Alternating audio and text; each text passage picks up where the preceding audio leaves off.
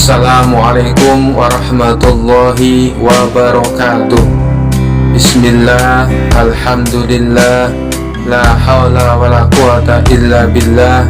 Allahumma sholli ala Sayyidina Muhammad wa ala ali Sayyidina Muhammad.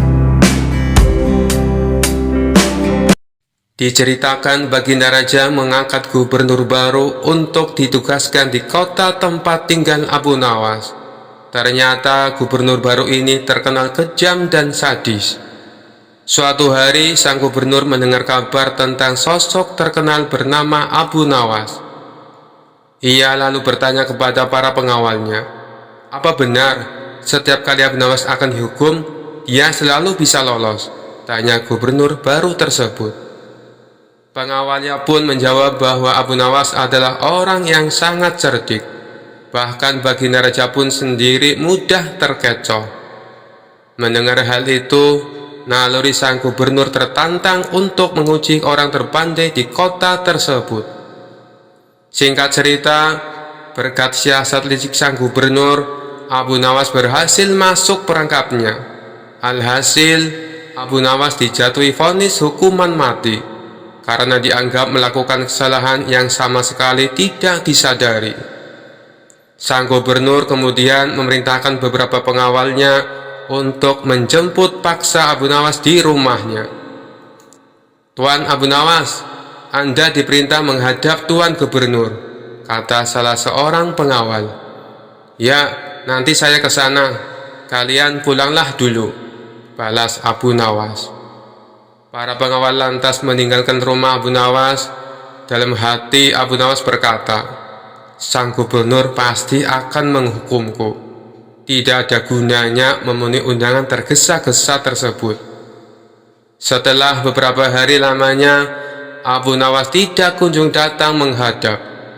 "Kurang ajar Abu Nawas, dia berani mangkir dari panggilanku," kata sang gubernur merasa geram. Ia kemudian mengirim satu peleton pengawal untuk membawa Abu Nawas. Namun Abu Nawas berkata kepada mereka, "Baiklah, aku akan segera datang. Kalian pulanglah dulu." Tapi setelah itu Abu Nawas tidak juga datang ke istana. Sang gubernur pun menjadi tidak sabar. Ia lantas memerintahkan para pengawalnya untuk mempersiapkan kudanya. Sang gubernur segera naik ke kuda dan memacunya menuju rumah Abu Nawas. Sesampainya di depan rumah Abu Nawas, gubernur berteriak memanggilnya, "Hai Abu Nawas, keluarlah, atau aku dobrak pintu rumahmu," ucapnya sangat keras. Abu Nawas pun sempat terkejut karena kali ini yang datang adalah gubernur langsung. Sebelum membukakan pintu, Abu Nawas mengenakan sorban yang sangat besar. Ia keluar dan menghampiri sang gubernur yang tengah duduk di atas kudanya. Melihat penampilan Abu Nawas yang mengerikan itu, membuat kuda yang ditunggangi sang gubernur ketakutan. Hewan itu melompat tinggi-tinggi hingga gubernur terpental dari punggungnya. Sang gubernur makin bertambah emosi. Ia segera memerintahkan pengawal-pengawalnya untuk menangkap Abu Nawas. Setelah ditangkap, Abu Nawas dibawa ke sebuah tiang gantungan. "Kemana kalian akan membawaku?" tanya Abu Nawas. Salah satu pengawal menjawab, "Kamu akan digantung Abu Nawas, ini perintah Tuan Gubernur." Bukannya gentar, Abu Nawas malah berkata, "Coba kalian tanyakan kepada si gendeng kurang ajar itu. Aku ingin tahu, kenapa aku mesti digantung? Apa salahku?" Para pengawal itu pun pergi menemui sang gubernur dan menyampaikan apa yang dikatakan Abu Nawas. Karena sebelumnya tidak pernah ada yang berani memakinya, sang gubernur pun terkesan akan keberanian Abu Nawas. "Bawa dia kemari," perintah gubernur tersebut. Abu Nawas lalu dibawa ke hadapan gubernur. "Hai Abu Nawas, berani benar kamu memakiku," ujar gubernur. "Karena Tuan menghukumku tanpa memberitahu apa kesalahanku," tegas Abu Nawas. "Karena kamu telah membawa nasib buruk bagiku," balas gubernur. "Siapa yang menyebabkan nasib buruk? Aku atau Tuan?" Justru Tuanlah yang membawa nasib buruk bagiku, sebab aku ini akan dihukum gantung. Apabila aku yang membawa nasib buruk, tentunya sewaktu Tuan jatuh dari kuda, kepala Tuan pasti akan pecah dan mati. Papar Abu Nawas. Mendengar alasan tersebut, gubernur berpendapat bahwa alasan Abu Nawas bisa diterima. Ia pun memutuskan untuk memaafkannya. Diceritakan ada seorang musafir datang ke istana menemui Baginda Raja. Ia mengaku punya sebuah teka-teki yang tidak pernah terpecahkan oleh siapapun. Baginda Raja yang memang suka dengan permainan tersebut meminta si musafir untuk menunjukkan teka-tekinya. "Apakah teka-tekimu berupa pertanyaan?" tanya Baginda Raja. "Bukan, Paduka yang mulia," jawab si musafir. "Baiklah, coba tunjukkan padaku. Barangkali aku bisa menebaknya," balas Baginda Raja. Kemudian si musafir membuat garis lingkaran dengan menggunakan tongkatnya. "Silahkan, Paduka," jawab si musafir. "Apa yang harus aku jawab? Bukankah itu hanya sebuah lingkaran?" tanya Baginda Raja bingung. "Jawabannya bukan dengan kata-kata, Paduka. Tapi Paduka harus membuat garis di antara lingkaran itu," jelas si pemuda. Mendengar hal itu, Baginda Raja bertambah bingung. Akhirnya Baginda Raja mengundang para pejabat istana dan seluruh orang terbelajar untuk menjawab teka-teki yang aneh itu. Akan tetapi, mereka semua tidak ada yang bisa menebaknya. Jangankan untuk menebak, untuk memahami maksud teka-tekinya saja, mereka sama sekali tidak tahu. Hal ini membuat Baginda Raja menjadi marah. "Jika kalian tidak dapat menjawab teka-teki orang ini, maka aku akan berikan seluruh kekayaan kalian kepadanya," ancam Baginda Raja. Seluruh pejabat istana dan orang-orang terbelajar pun mulai gelisah. Lalu mereka meminta waktu 24 jam untuk memahami teka-teki tersebut. Baginda Raja pun menyetujui permintaan mereka. Namun setelah sehari berlalu, mereka masih saja belum menemukan solusinya. "Bagaimana? Apakah kalian sudah mendapatkan jawabannya?" tanya Baginda Raja. "Ampun, Paduka yang mulia, kami sangat bingung. Jangankan untuk menjawab teka-tekinya, memahami maksudnya saja kami tidak tahu," jawab salah satu dari mereka. "Tapi saya punya solusinya, Paduka. Sebaiknya kita undang saja Abu Nawas. Saya kira tidak ada seorang pun kecuali dia yang dapat memberikan jawaban dengan tepat untuk teka-teki seperti ini," kata mereka melanjutkan. "Baiklah, sekarang kalian cari Abu Nawas dan bawa dia ke sini," perintah Baginda Raja. Maka mereka pun pergi ke rumah Abu Nawas untuk meminta pertolongan. Di depan Abu Nawas, para pejabat istana ini mengadukan permasalahan yang dihadapinya. "Tolonglah kami, Abu Nawas. Kalau sampai teka-teki ini tidak terjawab, seluruh harta kekayaan kami akan diberikan kepada orang musafir itu," pinta mereka. "Kalau aku bisa menjawabnya, apa yang akan aku dapatkan?" tanya Abu Nawas. "Kami akan memberikanmu keledai yang bagus. Nanti kami akan mengajakmu ke pasar hewan. Kamu boleh pilih keledai mana yang kamu sukai," jawab mereka. Mengetahui hadiah yang akan didapatkan, Abu Nawas seketika menjadi semangat. "Ayo, kita ke istana sekarang," ajak Abu Nawas. Mereka pun lalu berangkat bersama-sama. Sesampainya di sana, Abu Nawas langsung menghampiri si musafir. "Tunjukkan padaku teka-tekimu. Aku siap menjawabnya," pinta Abu Nawas. Orang musafir itu segera membuat garis lingkaran dengan tongkatnya. Kemudian menatap Abu Nawas. Tanpa ragu-ragu, Abu Nawas menarik sebuah garis di tengah-tengah lingkaran dan membelahnya menjadi dua. Lalu si musafir membuat garis lingkaran lainnya. Kali ini, Abu Nawas menjawabnya dengan membuat garis dan membelahnya menjadi 4 bagian sama rata. Kemudian Abu Nawas berkata kepada si musafir sambil menunjukkan satu bagian. Satu bagian ini adalah tanah, dan 3 bagian lainnya adalah air.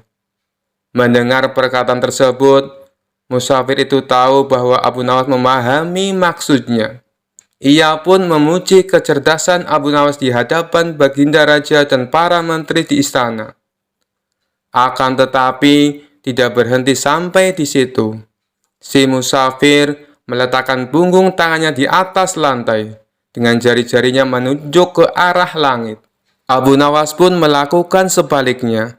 Ia meletakkan jari-jarinya ke tanah dan punggung tangannya di atas. Untuk kedua kalinya si musafir memuji Abu Nawas. Lalu ia berkata kepada Baginda Raja, "Paduka Raja harusnya bangga memiliki orang pandai seperti dia." Baginda Raja menjawab, "Aku sungguh bingung dan tidak tahu maksudnya dengan teka-teki yang kau berikan dan jawaban yang Abu Nawas berikan." Kemudian si musafir menjelaskan, "Begini Paduka yang mulia, aku menggambar sebuah lingkaran. Maksudku adalah menunjukkan bahwa bumi adalah bulat." Abu Nawas lalu menjawabnya dengan membelah garis lingkaran itu menjadi 2 bagian. Dia hendak menunjukkan padaku bahwa dia juga percaya bahwa bumi itu memang bulat. Makanya dia membelahnya menjadi 2 bagian untuk menunjukkan arah utara dan selatan. Dan garis lingkaran yang aku buat kedua kalinya, Abu Nawas lalu membelahnya menjadi 4 bagian. Dia juga mengatakan padaku, 1 bagian adalah tanah, dan 3 bagiannya adalah air. Apa yang dikatakan Abu Nawas adalah benar.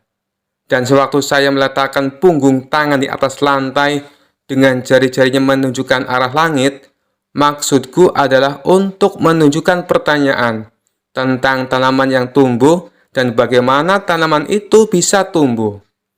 Lalu dijawab oleh Abu Nawas, dia meletakkan jari-jarinya menghadap ke bawah lantai dengan punggung tangannya di atas. Maksudnya adalah dia ingin menunjukkan bahwa jawabannya adalah hujan dan sinar matahari.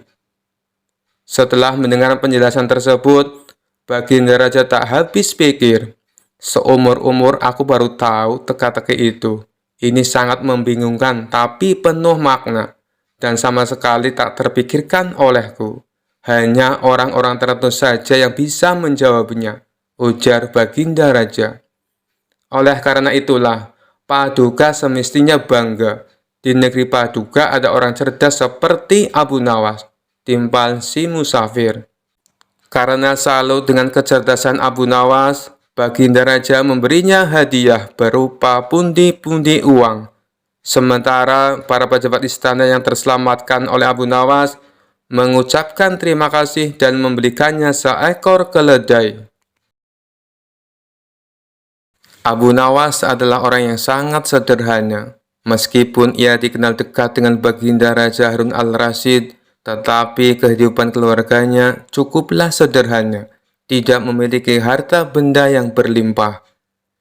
Ia selalu berbagi dengan fakir miskin di sekitarnya, jika ia mendapat rezeki yang berlebih, seperti ketika mendapat hadiah dari Baginda Raja.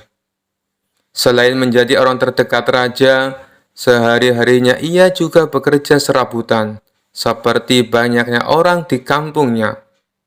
Kadang ia berkebun, menebang pohon, menjadi tukang kayu, dan pekerjaan-pekerjaan lainnya yang dianggap halal. Suatu waktu pada musim kemarau, Abu Nawas sedang tidak mendapatkan pekerjaan apapun. Ia juga jarang diundang Baginda Raja, sehingga ia tidak mendapatkan hadiah. Pemasukan Abu Nawas semakin menipis. Ia hanya mengandalkan sisa dari tabungan untuk membiayai keluarganya sehari-hari. Kadang Abu Nawas mengisi kekosongan waktunya itu dengan beribadah saja, karena memang tidak ada pekerjaan yang lainnya. Suatu hari, istri Abu Nawas meminta sesuatu kepada suaminya. Ia pun berkata, "Wahai suamiku, kapan engkau berikan aku sebuah gaun indah? Beberapa hari ini engkau hanya menghabiskan waktumu untuk berdoa saja, ucap istri Abu Nawas. Tapi semuanya kulakukan dengan ikhlas, hanya untuk mendapatkan ridho Allah, jawab Abu Nawas. Kalau begitu, mintalah upah kepada Allah, sahut istri Abu Nawas. Spontan Abu Nawas beranjak menuju pekarangan rumahnya. Dengan berbekal sehari tikar dan alat peribadatan yang lainnya, Abu Nawas mulai bersujud untuk menyampaikan permohonannya kepada Allah. Ya Allah, berilah hamba upah 100 keping perak, ujar Abu Nawas dengan suara lantang dan dilakukannya berulang-ulang. Rupanya suara Abu Nawas terdengar oleh seorang tetangganya yang kaya dan sedang beristirahat di depan rumah. Mendengar permohonan Abu Nawas, tetangga itu pun berniat untuk mengerjai Abu Nawas. Ia langsung melempar sekantong uang perak 100 keping ke arah Abu Nawas. Abu Nawas pun dibuat kaget. Kaget tidak percaya apa yang telah ia dapatkan. Ia pun langsung mengambil uang tersebut dan langsung berlari menemui istrinya di dalam rumah. Istriku, aku memang wali Allah dan aku baru saja mendapatkan upah dari Allah, kata Abu Nawas kegirangan. Melihat Abu Nawas sudah membawa lari uangnya, si tetangga pun tidak terima dan langsung menemui Abu Nawas untuk meminta uangnya kembali. Hei Abu Nawas, kembalikan uang yang baru saja aku lemparkan tadi. Itu milikku, kata tetangganya itu. Bagaimana mungkin uang itu milikmu? Aku memohon kepada Tuhan, dan uang yang jatuh itu pasti jawaban dari Tuhan, jawab Abu Nawas. Karena Abu Nawas tetap bersikeras tidak mau mengembalikan uang tersebut, tetangga usir itu pun memutuskan menyelesaikan permasalahan itu di pengadilan. Sehari setelah itu, Abu Nawas pun dipanggil ke pengadilan. Hakim mulai bertanya, Hei Abu Nawas, engkau hadir di sini karena suatu perkara. Engkau telah disangka mengambil kepunyaan tuan ini, kata Tuan Hakim sambil menunjuk ke arah tetangga Abu Nawas. Apa pembelaanmu, wahai Abu Nawas? Tambah Tuan Hakim. Tetangga saya ini gila, Tuan Hakim. Ia pikir semua yang ada di dunia ini adalah miliknya. Coba tanyakan saja, misalnya jubah saya, keledai saya, tentu semua diaku sebagai miliknya, jawab Abu Nawas. Tapi itu memang milikku, teriak tetangga yang kaget akan pernyataan Abu Nawas tersebut. Abu Nawas kemudian menceritakan seluruh kronologi kejadian tentang doa yang dilakukannya untuk mendapatkan uang 100 keping perak. Hakim akhirnya memutuskan jika Abu Nawas tidak bersalah dan uang itu adalah sah milik Abu Nawas, karena ia sudah memohon kepada Tuhan, dan uang itu jatuh sendiri kepadanya. Kala itu sejumlah penduduk Baghdad berkumpul di depan istana Khalifah Harun al-Rashid. Sebagian berteriak dan meminta agar Abu Nawas ditangkap. Para penduduk protes karena baliho raksasa milik Abu Nawas yang dipasang di depan rumahnya berbunyi, dijual cepat matahari Baghdad. Siapa cepat dapat bonus anak unta. Penduduk lainnya merasa panik dan kasak kusuk di depan istana. Mereka takut sekaligus bingung. Jika matahari Baghdad dijual, bagaimana mereka bisa hidup? Abu Nawas, kamu serius mau menjual matahari? Tanya Khalifah Harun al-Rashid sambil mengamati massa yang membeludak di depan istananya. Benar, Baginda. Supaya kita bisa ikut cara mereka menggunakan otak, jawab Abu Nawas. Maksudnya, Khalifah kembali bertanya. Begini Baginda, apakah Baginda senang infrastruktur di Baghdad terbangun hebat di zaman Baginda?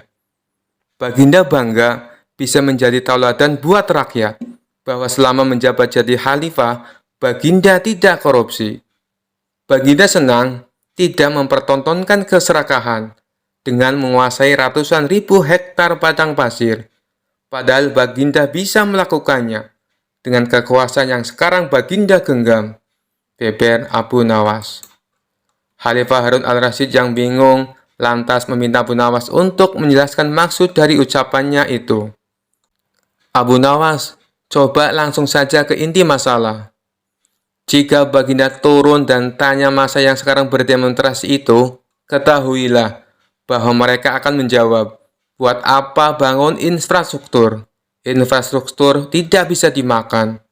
Jadi, jalan-jalan mulus yang Baginda bangun selama ini, puluhan bendungan yang Baginda banggakan, lapangan terbang, rel kereta api, pasar-pasar, itu semua percuma, tak bisa dimakan, kata Abu Nawas menjelaskan. Khalifah Harun ar-Rasyid terdiam.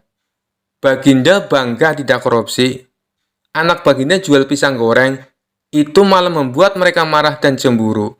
Buat mereka, Baginda mestinya korupsi saja, agar mereka tak repot-repot lagi bikin isu yang tidak masuk akal. Misalnya, Baginda keturunan Mongolia, Baginda memusuhi ulama, Baginda membiarkan perdebat yang sudah dilarang tumbuh lagi. Wah, pokoknya banyak Baginda. Lalu, apa hubungannya dengan menjual matahari? Tanya Khalifah Harun al-Rasyid. Abu Nawas kemudian menjelaskan, apa yang dianggap Khalifah Harun sebagai prestasi nasional justru dianggap pemborosan dan membebani negara. Karena mereka terbiasa melihat prestasi yang ada di ruang gelap. Di ruang gelap, gadis cantik pun tak terlihat. Bahkan sebatang emas pun bisa dianggap besi. Tapi kalaupun mata mereka tak melihat di ruang gelap, bukankah telinga mereka mendengar, hati mereka terbuka? Bagaimana mungkin mereka menuduhku memusuhi ulama? Padahal wakilku sekarang adalah ulama besar.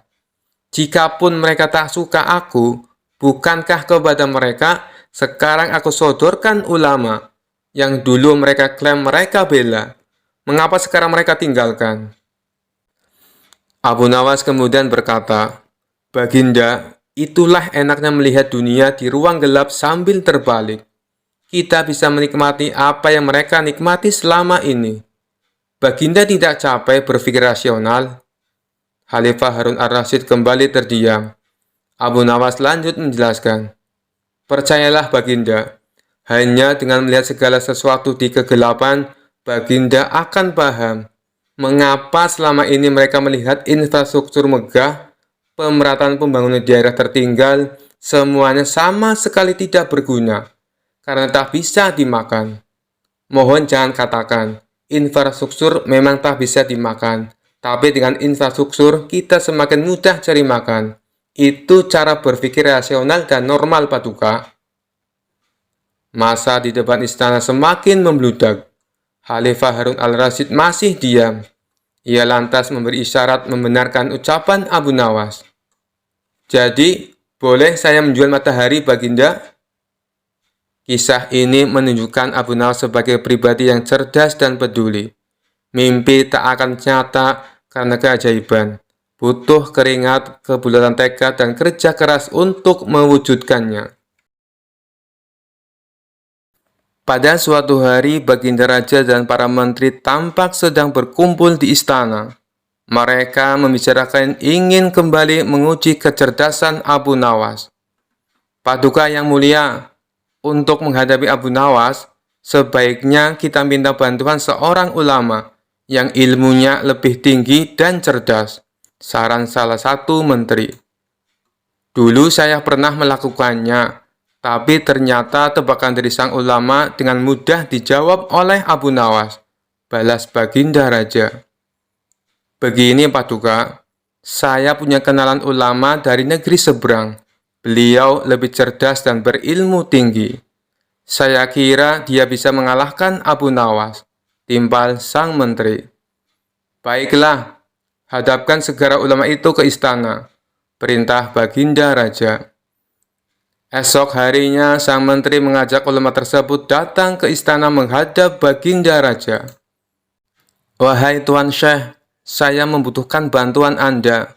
Apakah Anda bisa membantuku? Kata Baginda Raja. Siap Paduka yang mulia. Kiranya bantuan apakah yang bisa hamba berikan? Tanya sang ulama. Adakah kamu punya pertanyaan sulit yang jawabannya tidak mudah ditebak? Kata Baginda Raja. Oh, itu saya punya, Tebakan yang sampai saat ini belum ada yang bisa menjawabnya. Maukah Padukaku beritahu? Balas sang ulama. Ya, beritahu saya. Apa tebakannya? Sahut Baginda Raja. Apa yang lebih jahat dari setan? Kata sang ulama. Bukankah setan adalah makhluk yang paling jahat? Tapi kenapa kau bilang ada yang lebih jahat? Tanya Baginda Raja heran. Katanya Paduka butuh tebakan. Jawab saja Paduka. Kalau bisa berarti Paduka seorang yang pandai. Ujar sang ulama. Pertanyaan ini belum pernah aku dengar sebelumnya. Dan pasti Abu Nawas tak akan bisa menjawabnya. Pikir Baginda Raja. Bisakah kau beritahu aku apa jawabannya? Pinta Baginda Raja kepada sang ulama. Maaf Paduka yang mulia, tapi saya tidak akan memberitahu kepada siapapun. Balas sang ulama. Baiklah, pertanyaanmu memang aneh dan sulit dijawab. Ucap Baginda Raja. Masih ada satu pertanyaan lagi, sahut sang ulama. Apa itu? Tanya Baginda Raja. Perkara apa yang orang miskin punya dan dibutuhkan oleh orang kaya? Kata sang ulama memberitahu. Sejenak Baginda Raja terdiam. Namun setelah sekian lama berpikir, ia tak kunjung menemukan jawaban. Kalau pertanyaan dibalik, tentu akan mudah dijawab. Perkara apa yang orang kaya punya dan dibutuhkan orang miskin? Tentulah jawabannya harta. Tapi ini malah sebaliknya. Ini yang membuat saya menjadi pusing, ujar Baginda Raja. Namanya saja tebakan Paduka, tentu penuh dengan teka-teki, timpal sang ulama. Kedua pertanyaanmu memang bagus dan tepat sekali untuk menantang Abu Nawas, puji Baginda Raja. Maka pada keesokan harinya, dipanggillah Abu Nawas menghadap Baginda Raja. Ketika Abu Nawas tiba di istana, Baginda Raja berkata, Abu Nawas, aku punya pertanyaan untukmu. Jika kamu menjawab dengan benar, kamu akan mendapatkan hadiah. Tetapi jika kamu salah, kamu akan dihukum. Apakah kau berani menerima tantangan ini? Tanya Baginda Raja. Abu Nawas yang kali itu sedang membutuhkan uang, langsung mengiyakan tantangan tersebut. Saya siap, Paduka. Apa pertanyaannya? Sahut Abu Nawas. Apa yang lebih jahat dari setan? Tanya Baginda Raja. Yang lebih jahat dari setan adalah kedengkian kita, jawab Abu Nawas. Mendengar hal itu, Baginda Raja tercengang dengan jawaban Abu Nawas. Sementara sang ulama memuji akan kecerdasan Abu Nawas. Baiklah Abu Nawas, sekarang pertanyaan kedua. Apa yang dipunyai oleh orang miskin, tapi dibutuhkan oleh orang kaya? Tanya Baginda Raja. Jawabannya adalah harapan. Karena orang miskin punya harapan, sedangkan orang kaya butuh lebih banyak lagi. Jawab Abu Nawas. Untuk kedua kalinya, Baginda Raja dibuat tercengang oleh kecerdasan Abu Nawas. Ia tak menyangka pertanyaan yang dianggapnya sulit dengan mudah dijawab oleh Abu Nawas. Begitu pula dengan sang ulama. Ia kembali memuji atas kecerdasan Abu Nawas. Sesuai dengan janji yang diucapkan Baginda Raja, kemudian memberi Abu Nawas hadiah. Suatu hari Abu Nawas akan melakukan perjalanan yang kebetulan harus melewati perbukitan kecil. Daerah tersebut merupakan tempat tinggal jin raksasa jahat. Salah seorang warga setempat melarang niat Abu Nawas ini. Tuan, lebih baik urungkan niat Anda. Carilah jalan yang lain saja, ujar warga tersebut. Memangnya kenapa? Tanya Abu Nawas penasaran. Perbukitan itu sangat angker. Ada jin raksasa yang jahat. Dia tidak segan-segan membunuh siapa saja yang berani ke sana, jawab warga tersebut.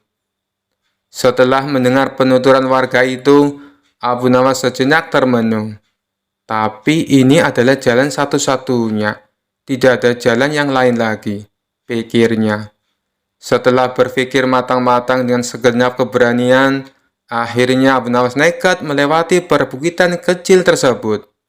Benar saja, baru beberapa langkah menginjakkan kaki di sana, tiba-tiba muncul sosok makhluk raksasa yang tidak lain adalah jin jahat. "Hai manusia, lancang sekali kau kemari. Kamu mau cari mati?" bentak jin raksasa jahat. "Tidak, aku hanya numpang lewat, karena ini adalah jalan satu-satunya," jawab Abu Nawas. "Kamu tahu, ini adalah daerah kekuasaanku. Siapapun dilarang lewat sini," kata jin raksasa jahat memberitahu. "Bukannya ini adalah bumi Allah, kamu tidak ada hak melarangku," balas Abu Nawas. "Oh, jadi kamu menantangku, akan aku hancurkan tubuhmu," ancam jin raksasa jahat.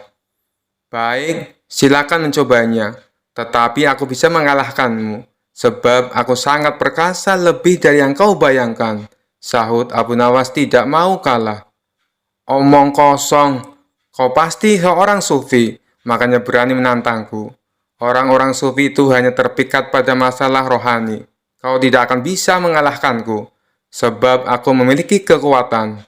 Wujudku 30 kali lipat lebih besar darimu," ucap jin raksasa jahat. "Wujudmu memang lebih besar dariku, tapi itu tidak menjamin kau lebih perkasa. Kalau kau menginginkan uji kekuatan, ambil batu ini dan peraslah air darinya," balas Abu Nawas. Abu Nawas lalu memungut sebutir batu kecil dan diberikannya kepada jin raksasa yang jahat itu. Seketika batu kecil hancur lebur dalam genggamannya. Akan tetapi tidak setetes pun air yang keluar. Jin raksasa jahat tersebut coba mengulanginya beberapa kali dengan batu yang lain. Tapi usahanya sia-sia. Akhirnya jin raksasa jahat itu pun menyerah. "Ini mustahil, tidak mungkin ada air di dalam batu. Coba kau tunjukkan kalau batu memang ada airnya," kata jin raksasa penasaran. Dalam keremang-remangan, Abu Nawas mengambil sebuah batu kecil yang lapuk. Bersamaan dengan itu, tanpa sepengetahuan jin raksasa, Abu Nawas juga mengambil sebutir telur dari kantung bajunya. Lantas merupakan batu kecil menggunakan genggaman tangannya. Seketika cairan telur langsung menetes keluar. Melihat hal itu, jin raksasa jahat sangat terkesan dengan kesaktian Abu Nawas. "Kamu luar biasa. Menginaplah di tempat tinggalku malam ini. Akan kujamu kau dengan bermacam hidangan," ajak jin raksasa. Abu Nawas pun mengikutinya masuk ke sebuah gua yang sangat besar. Sesampainya di dalam sana, ia melihat banyak sekali harta dan perhiasan. "Dari mana semua harta ini?" tanya Abu Nawas. Jin raksasa jahat memberitahu semua harta dan perhiasan tersebut adalah milik para kabilah yang tersesat dan sudah dibunuh. Setelah dijamu makan malam, jin raksasa mempersilahkan Abu Nawas untuk beristirahat. "Berbaringlah di sebelahku dan tidurlah," kata jin raksasa jahat. Jin raksasa kemudian membaringkan diri dan segera tidur.